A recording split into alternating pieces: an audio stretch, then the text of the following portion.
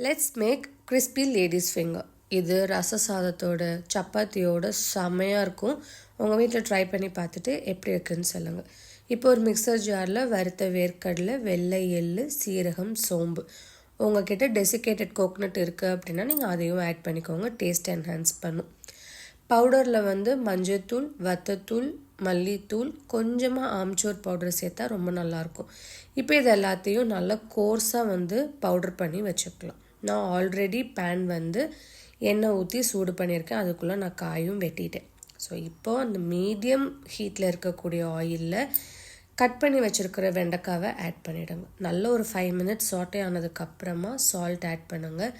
And அது ஒரு 5 minutes சாட்டே ஆனதுக்கப்புறமா நம்ம ஆல்ரெடி கிரைண்ட் பண்ணி வச்சுருக்கிற பவுடரையும் ஆட் பண்ணி நல்லா ரோஸ்ட் ஆகிற வரைக்கும் விட்டு எடுத்திங்கன்னா செம்ம டேஸ்டான வெண்டைக்காய் ரெடி.